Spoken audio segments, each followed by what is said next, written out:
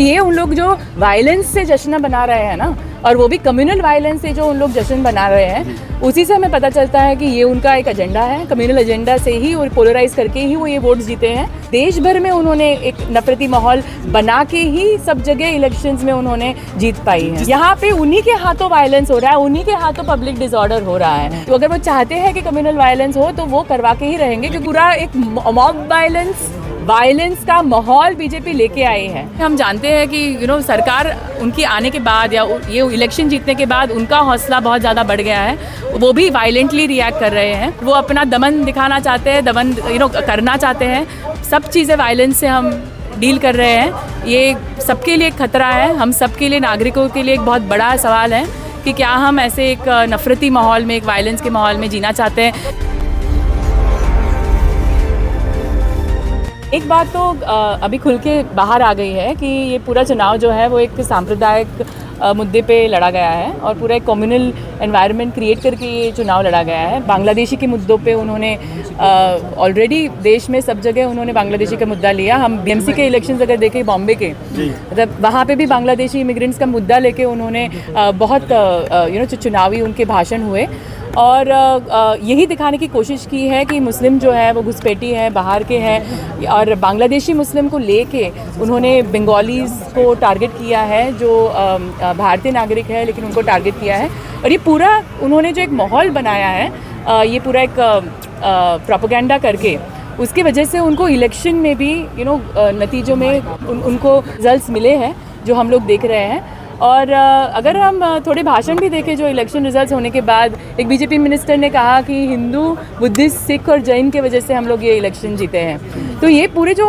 वो बोल भी रहे हैं और अभी जो उन्होंने ये हमले शुरू किए हैं स्पेसिफिकली जो मुस्लिम्स को टारगेट करके, उससे भी पता चलता है कि यही उनका एक आइडिया था कि वो हिंदू वोट्स को कंसोलिडेट करें और साथ ही में एसआईआर का प्रोसेस या बाकी के प्रोसेसेस को एक साथ ला के उन्होंने ये इंश्योर किया है कि वोटर एक्सक्लूजन हो, मतलब जो लोग हैं नागरिक हैं लेकिन जो एसआईआर में उनको हटाया गया है क्योंकि उनके पास डॉक्यूमेंट नहीं है।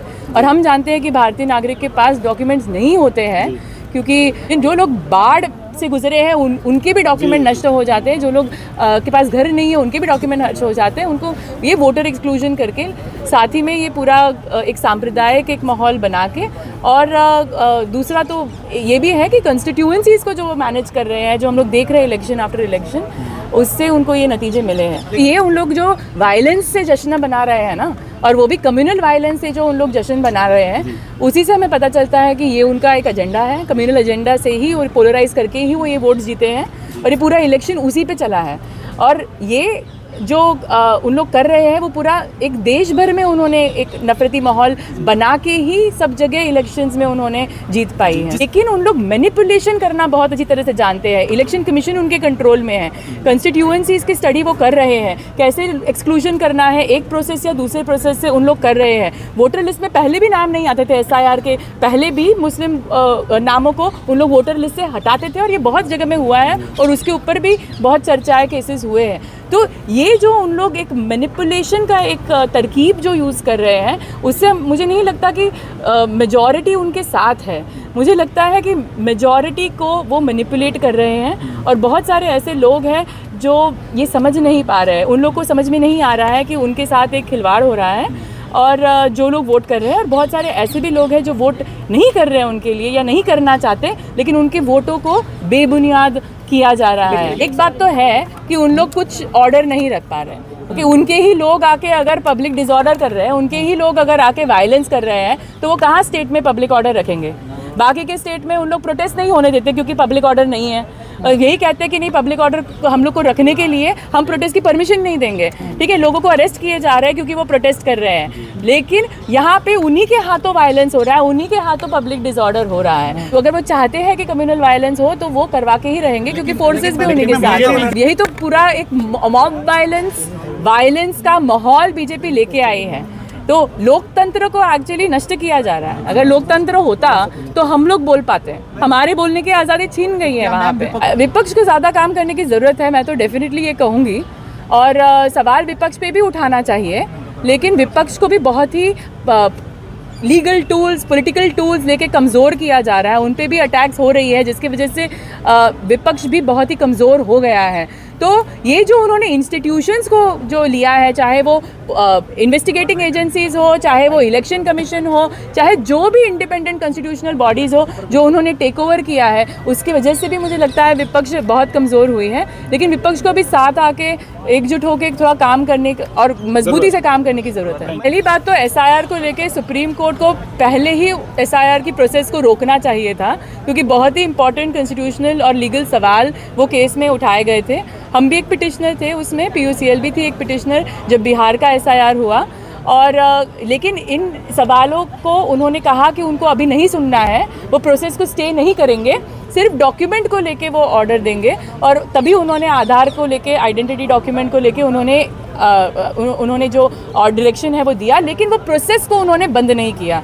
अभी जो हाल हुई है और जो अभी बंगाल के मामले में भी हुआ कि एक्सक्लूजन्स को उन्होंने कहा कि एक्सक्लूजन्स हुए भी हो तो कोई बात नहीं, आगे देखा जाएगा, अपील के लिए हमें रुकने की ज़रूरत नहीं है। अगर ये सच में एक डेमोक्रेसी है, अगर सच में जुडिशरी जो है उसके कॉन्स्टिट्यूशनल मैंडेट है, उनको संविधान को जो है उसका अमलीकरण करना है, तो फिर उनको एक भी वोटर को एक्सक्लूड नहीं होने देना चाहिए। और ये एक रियल डेमोक्रेसी, क्योंकि हर एक पर्सन का वोट वैल्यूएबल है। हम क्यों जाके बोलते हैं कि लोगों को आके वोट करना चाहिए? फिर अगर हम मानते हैं कि 26 लाख लोग बाहर हो गए तो उनको नज़रअंदाज कर सकते हैं, तो हम क्यों मानते हैं ये? हर एक वोट को, जो जिसके पास राइट है उसको वोट करने का एक मौका मिलना ही चाहिए, और उसके बिना इलेक्शन नहीं होने चाहिए। अगर SIR के प्रोसेस में प्रॉब्लम्स है तो उनको ये SIR के प्रोसेस को आगे बढ़ने नहीं देना चाहिए था, और उसको तभी के तभी उसे रोकना चाहिए था। और वहाँ पे सुप्रीम कोर्ट ने स्टे ना करके ये जो है SIR को आगे बढ़ने दिया। और लीगली उनको इलेक्शन ये चैलेंज करना पड़ेगा, उनको मुद्दे निकालने पड़ेंगे कि लीगली ये इलेक्शन क्यों वैलिड नहीं है। उसका एक प्रोसेस है इलेक्शन पिटिशन फाइल करना, उसका एक प्रोसेस है इलेक्शन कमीशन में आपको कंप्लेंट फाइल करनी है। इलेक्शन कमीशन के सामने बहुत कंप्लेंट्स गई है, महाराष्ट्र को इलेक्शंस को लेके गई है, BMC के इलेक्शंस को लेके गई है, हर एक इलेक्शन में सैकड़ों कंप्लेंट्स गई है ECI के सामने, और ECI ने कुछ किया नहीं है, उन्होंने कोई इंटरवेंशन नहीं दिया है। साथ ही में इलेक्शन पिटिशंस भी फाइल होती है, उसको प्रूव करना बहुत ही डिफ़िकल्ट होता है कोर्ट में, लेकिन उसके भी बहुत सारे चैलेंजेस पहले गए हैं। अभी तक हम लोगों ने देखा नहीं है कि कोई भी इलेक्शन इलेक्शन को ओवरटर्न किया गया हो या कैंसिल किया गया हो। न्यायपालिका के ऊपर बहुत चीज़ों को लेकर सवाल उठाए जा रहे हैं। कोई भी संवैधानिक जो मैटर है उसको 5-5, 4-4 साल नहीं सुना गया है। पहले इलेक्टोरल बॉन्ड्स को लेके नहीं सुना गया था, EVM को लेके नहीं सुनाया गया था।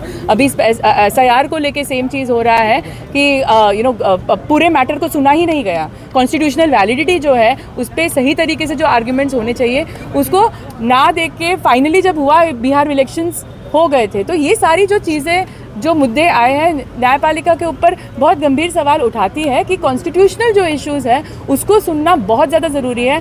ऐसे गंभीर आरोप महाराष्ट्र के इलेक्शंस में भी लगे थे, बाकी के इलेक्शंस में भी, गुजरात के इलेक्शंस में, बहुत सारों में अपोजिशन पार्टीज़ ने ये कंप्लेंट्स फाइल किए हैं कि नंबर, आंकड़े, VVPAT को लेके ऐसे बहुत सारे इश्यूज़ रेस किए गए हैं पास्ट में।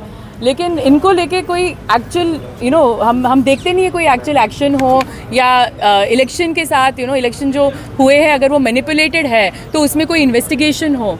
तो इसमें अगर ऐसे गंभीर आरोप लगाए जाते हैं तो ECI को उन्हें पहले तो समझने की ज़रूरत है, उस पर कुछ नहीं तो इन्वेस्टिगेशन करने की ज़रूरत है। कोर्ट्स भी ऐसे जो मैटर्स है जो डेमोक्रेसी के लिए बहुत ज़्यादा ज़रूरी है, जो हमारे कॉन्स्टिट्यूशनल राइट्स को अफेक्ट करती है, उनको प्रायोरिटी दे, उनको सुने। और ऐसा ना हो कि हम बस नतीजा फेस करें। मान ले कि कोई चोरी नहीं कर सकता तो हम उसे मॉनिटर ही नहीं करेंगे। हम जैसे सिविल सोसाइटी ऑर्गेनाइजेशंस हो, या फिर पॉलिटिकल ऑपोजिशन हो, या सिटीजन्स के ग्रुप्स हो, उनको ये देखना तो होगा ना कि इलेक्शन सही तरीके से हो रहा है कि नहीं। इलेक्शन मॉनिटरिंग एक बहुत ही इंपॉर्टेंट पार्ट है, और इलेक्शन मॉनिटरिंग के टाइम पे अगर हमें पता चला कि कोई मैनिपुलेशन हो रही है, अगर कोई प्रोटेक्शन ही नहीं, अगर कोई CCTV कैमरा है ही नहीं, तो कुछ भी होगा वो बूथ में, किसी को पता ही नहीं चलेगा, राइट।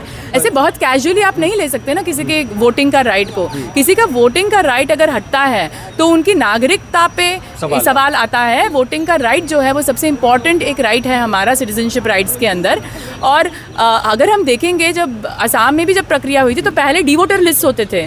क्यों? क्योंकि वो अगर आप किसी को हटा रहे हैं सिटीजनशिप से, तो आप उन्हें वोटिंग का राइट पहले हटाएंगे।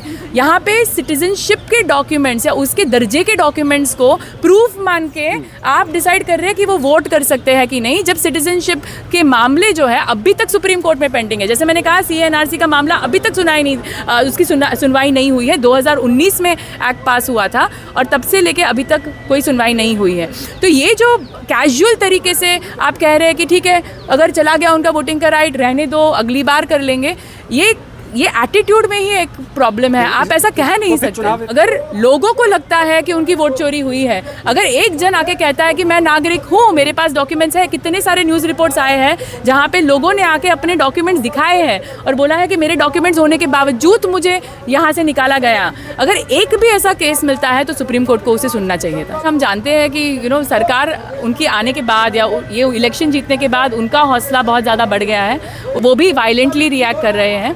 ये सारी चीज़ें उसी का एक पार्ट है और वो अपना दमन दिखाना चाहते हैं, दमन करना चाहते हैं। लेकिन यही एक माहौल आज का है। सब चीज़ें वायलेंस से हम डील कर रहे हैं। ये सबके लिए एक खतरा है, हम सबके लिए, नागरिकों के लिए एक बहुत बड़ा सवाल है कि क्या हम ऐसे एक नफरती माहौल में, एक वायलेंस के माहौल में जीना चाहते हैं? क्या हम पॉलिटिकल पार्टीज़ को नहीं कहना चाहते कि आप अपनी अकाउंटेबिलिटी बढ़ाइए, कि आपके लोग नफरती भाषा नहीं यूज़ कर सकते, ऐसा इलेक्शन हमें नहीं चाहिए। आई थिंक लोगों को ही उठ के ये कहना पड़ेगा कि हमें ऐसा माहौल नहीं चाहिए, हमें अमन, शांति और सही तरीके से होने वाले इलेक्शंस चाहिए। तो ये एक हम पे भी सवाल उठेगा कि हम इन चीज़ों के बारे में क्या कर रहे हैं।